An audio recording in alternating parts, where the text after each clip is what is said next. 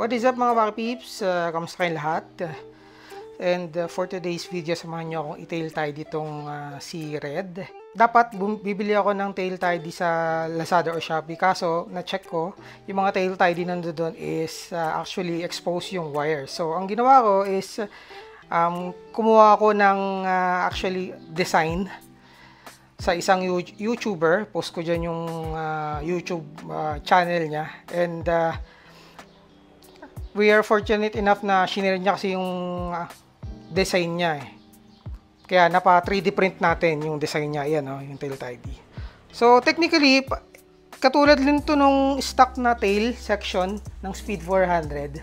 Pinaikli lang siya. Ayan So ang maganda dito is that hindi expose yung mga wires. Ayan, di ba? Mamaya papakita ko.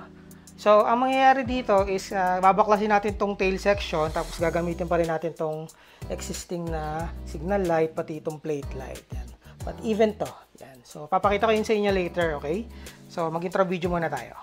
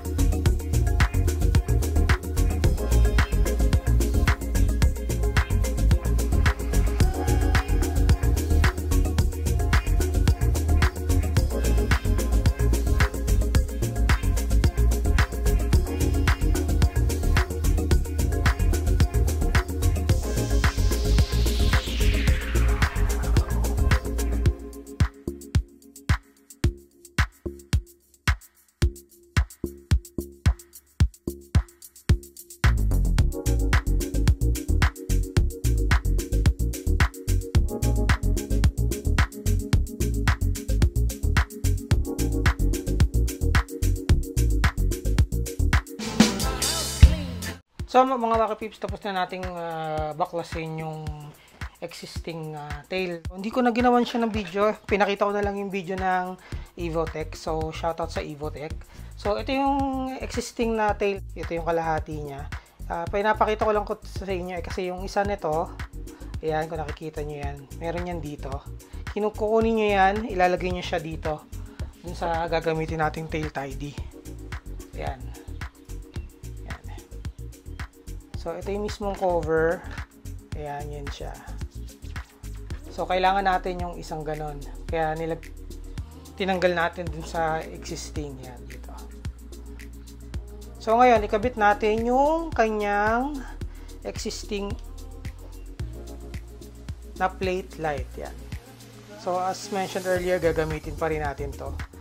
Pasok yan dito. Ayan mga Waka Peeps, so, nakabit na natin yung plate light. Diba? So, after natin makabit, yan, diba? Linis tingnan, di ba? So, after natin makabit yan, kabit naman natin yung signal light. So, remember, pag nakatihaya, yung white, yun yung right. And then, yung black, yun naman yung left. So, unahin natin yung right dito. Take note, mga Wacky Peeps, ito ay walang kasamang screw or bolt na para pampasikip dito. So, bumili pa ako sa hardware store. Ayan, 3 pesos lang naman to. So, ikabit na natin siya. Ayan. Then, kabit natin yung bolt. Ayan. And then, yung pampasikip.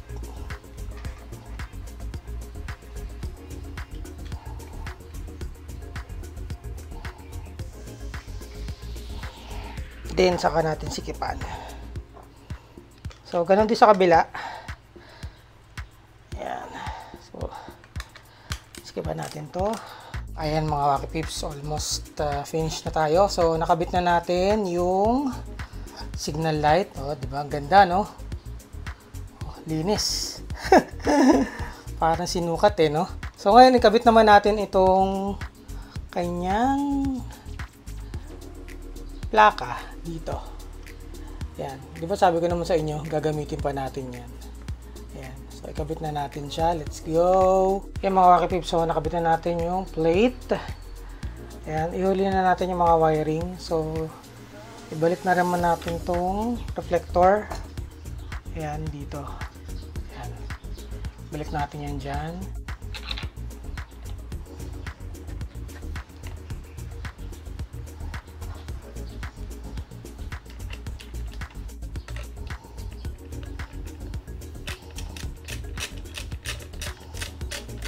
Yun o, naibalik na natin yung reflectorize. So, ngayon, naibalik na natin yung mga wirings.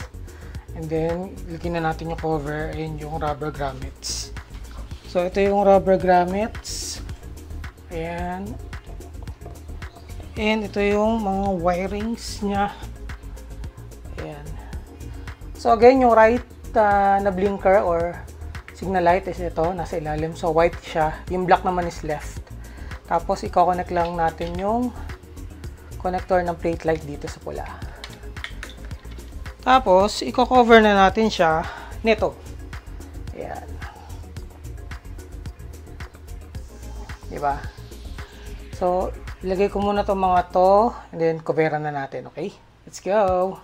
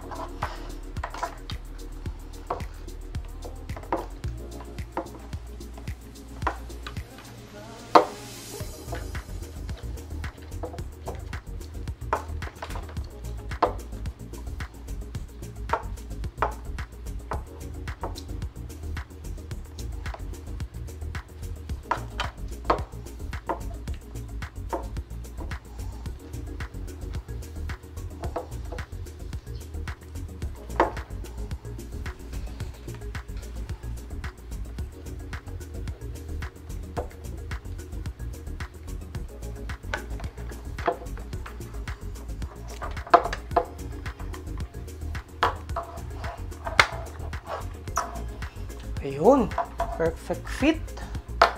So, tornilyohin na natin siya.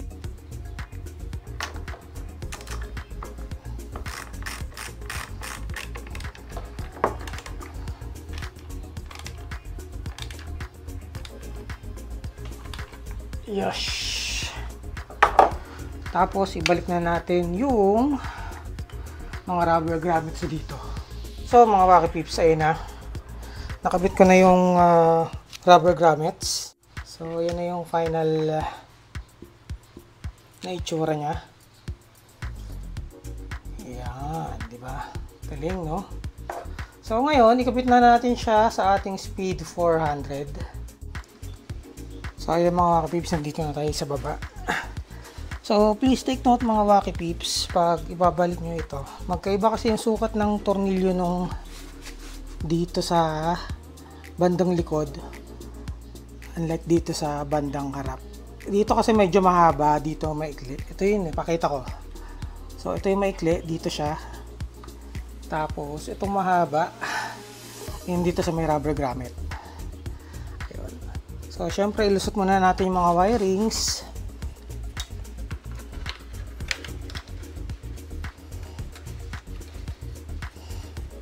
Ayan. Yun. Nice. Ilayin natin ng lahat para yun. Yes. Ayun, parang sinukat, oh. So, unahin natin yung maikli.